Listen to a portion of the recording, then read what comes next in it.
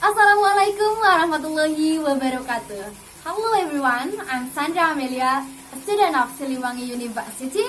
Here I would like to explain the material about passive voice. Apa itu passive voice? Passive voice itu merupakan kalimat di mana kalau dalam bahasa Indonesia itu kata kerjanya berimbuhan di. Jadi kalau misalkan tadinya memakan jadi dimakan, meminum, diminum, mencuci, dicuci, melihat, dilihat, dan lain sebagainya. Nah, passive voice ini, dalam kata passive voice ini, subjeknya itu, kalau kita mengubah dari aktif ke pasif, subjeknya itu yang tadinya subjek jadi objek, yang tadinya objek jadi subjek. Jadi ditukar seperti itu. Untuk membedakan, oh ini kalimat aktif, oh ini kalimat pasif. Dalam passive voice ini, biasanya kita menemukan kata by untuk memudahkannya. Nah, kita langsung lihat contohnya di example. Misalnya dalam kalimat aktifnya itu saya membeli kucing, atau I buy a new cat. Nah, I buy a new cat atau saya membeli kucing. Maka kalau dalam bahasa Indonesianya itu passive voice-nya kucing dibeli oleh saya. Dibeli oleh saya. Nah, bagaimana bentuk bahasa Inggrisnya? Mari kita lihat langsung. Kita lihat dulu rumusnya. Rumus utama dari passive voice. Jadi passive voice ini mempunyai rumus seperti ini. Subject plus to be plus past participle, atau kita sering menyebutnya verb 3. Nah, yang pertama subject. Subjeknya ini yang tadi saya sebutkan. Kalau dalam active voice-nya itu subjek, misalnya kalau mengubah dari aktif ke pasif, yang tadinya subjek menjadi objek, yang tadinya objek menjadi subjek. Dengan catatan, si subjek ini merupakan sesuatu atau seseorang yang menerima aksi. Sesuatu atau seseorang yang menerima aksi atau menerima perlakuan dari si pelaku. Jadi subjeknya bukan yang melakukan, tapi yang menerima aksinya gitu. Nah, kemudian setelah subjek plus to be, di mana to be-nya ini terbagi dalam 4. Kemungkinan bisa 4. Nih, yang pertama bisa to be, am, is, are, was, were, bisa be saja, bisa been, bisa juga being. Itu tergantung konteks kalimat aktifnya. Jikalau kita ingin mengubah dari aktif ke pasif. Nah, yang pertama bisa to be, am, is, are, was, were. Jika kalimat aktifnya itu polanya seperti ini. Subjek, verb, objek. Jadi setelah subjek langsung ke verb, langsung ke objek. Tidak ada embel-embel lainnya. Seperti itu. Contohnya, I eat a fish. I eat a fish. Subjek, verb, objek. I eat a fish. Maka pasifnya itu subjek, to be, dan verb 3. Untuk subjeknya kita tarik a fish ke depan sebagai subjek, yang tadinya objek. A fish, to be, to be-nya ini disesuaikan dengan subjek yang baru. Karena ini full singular dan juga present, maka kita gunakan is. A fish is verb 3. Verb 3 dari eat, eaten. Eaten by me. Nah, kita menemukan tanda dari passive voice by. A fish is eaten by me. Kenapa menjadi me? Karena tadinya si I ini posisinya subjek. Jadi setelah menjadi objek, maka kita ubah menjadi me. Seperti itu. Kemudian yang kedua, bisa saja be-nya, to be-nya itu hanya kata be saja. Jikalau kalimat aktifnya itu terdapat model. Jadi baik itu can, could, may, might, must, have to, will, or would, Contohnya kalimat aktifnya itu subject, modal, verb, dan objek. For example, I will teach you. I will teach you. Subjek, modal, verb, dan objek. Maka pasifnya itu subjek, modal, be, verb, to. Subjeknya sama seperti tadi. Kita tarik you yang posisinya objek ke depan sebagai subjek. You, modelnya tetap model yang ada di kalimat aktif, yaitu pada kalimat ini will. You will, be-nya turunkan, you will be, teach, verb 3 atau past participle dari teach merupakan taught. You will be taught by me. Ini menjadi me sama seperti tadi karena posisinya menjadi objek. Seperti itu. Nah, yang ketiga bisa saja been, tidak lagi to be and is are was were, tidak lagi be tapi been. Jikalau kalimat aktifnya itu polanya subject, have or has or had, kemudian verb, kemudian objek. They have understood the explanation. Nah, jikalau dalam kalimat aktifnya terdapat have seperti ini, maka pasifnya itu kita tarik dulu untuk subjeknya. Tarik the explanation sebagai subjek. The explanation. Kemudian untuk penentuan have, penentuan penggunaan have or has or had ini disesuaikan dengan subjek yang baru. Karena yang ini they subjeknya, maka have. Tetapi untuk yang pasif, subjek itu sudah di explanation, maka selanjutnya pun menggunakan has, tidak lagi have atau had. The explanation has, tambahkan been. Kemudian verb 3 dari understood, has been understood by them. Nah, the explanation has been understood by them. Ini yang tadinya they, jikalau menjadi objek, seperti yang kita tahu, menjadi them. Seperti itu. Nah, yang terakhir, to be-nya itu bisa menggunakan being. Tidak lagi been, tidak lagi be, tidak lagi am, is, are, was, were.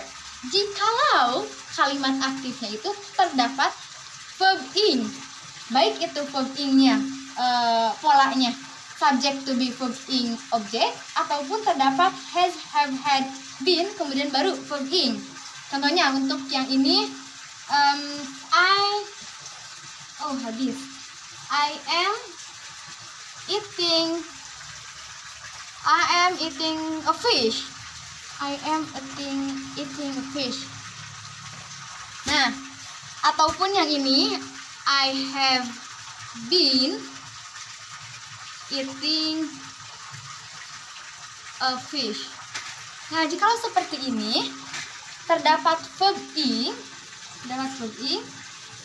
maka kita gunakan being. Nah, untuk yang pertama yang ini,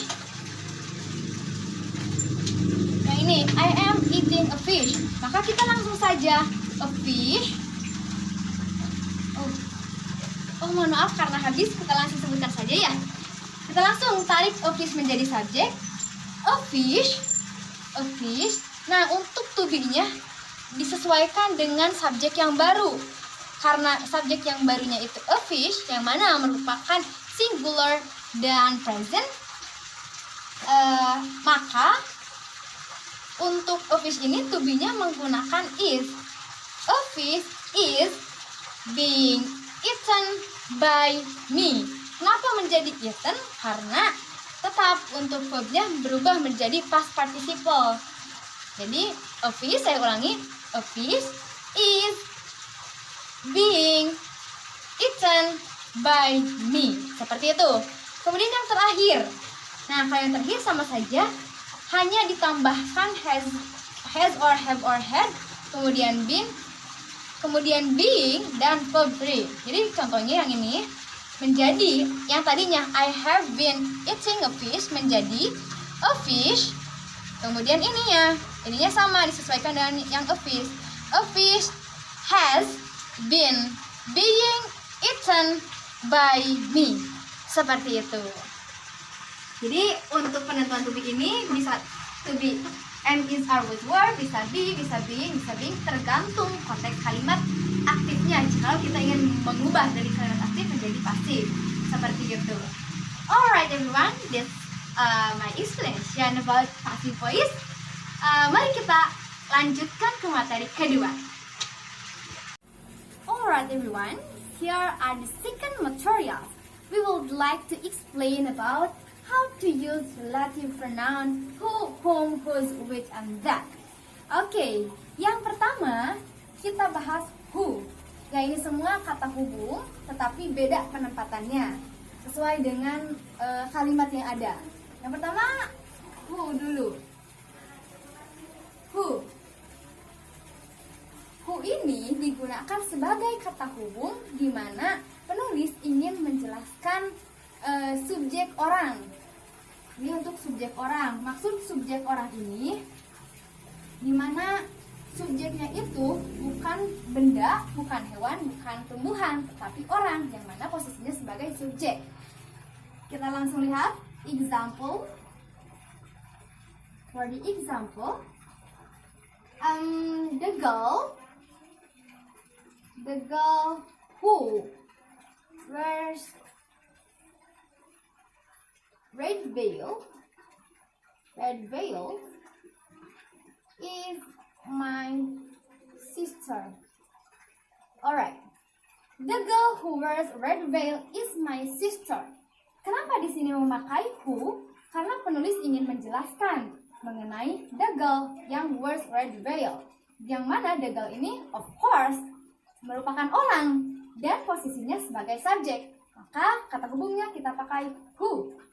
And next one is whom. Whom ini kata hubung yang digunakan untuk menjelaskan objek orang. Ini sama saja seperti who, bedanya ini jika orangnya posisinya sebagai objek. For the example,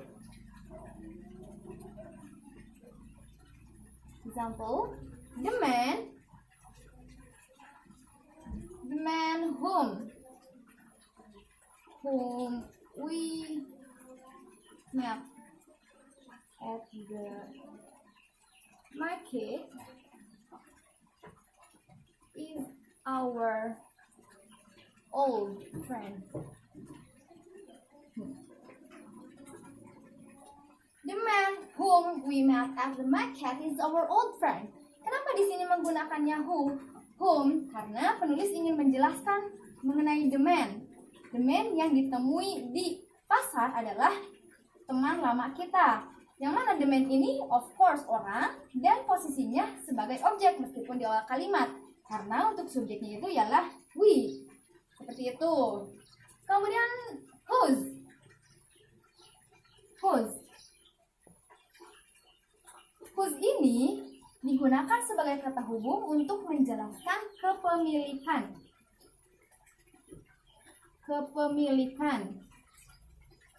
For the example, kita langsung lihat contohnya supaya lebih jelas. Example, Anna, whose house is far from school, is always late. Okay, Anna whose house is far from school is always late. Kenapa menggunakan whose? House tidak lagi whom, tidak lagi who, karena di sini si penulis ingin menjelaskan kepunyaan anak, yaitu house. Jadi menggunakannya whose. Selanjutnya which. Oke, which ini digunakan kata hubung untuk menjelaskan baik subjek ataupun objek yang merupakan bukan orang. Merupakan boleh itu hewan, boleh itu tanaman, boleh itu benda, apapun yang bukan orang, boleh posisinya subjek atau objek, itu menggunakan which, subjek atau objek. Jadi seperti itu, sama saja seperti ini, the girl who. Hanya saja bedanya ininya yang dijelaskannya. Kalau ini orang, kalau ini benda. Seperti itu. Kemudian that. Nah, that yang terakhir ini bisa menggantikan who, whom, whose, which, karena ini merupakan kata hubung yang paling netral. Jadi teman-teman bisa menggunakan that baik untuk orang, baik untuk benda, baik posisinya sebagai subjek ataupun objek. Seperti itu. Ya, demikian untuk penjelasan mengenai how to use relative pronoun. I'm Sandra Amelia. That's from me. Thank you very much. Wassalamualaikum warahmatullahi wabarakatuh.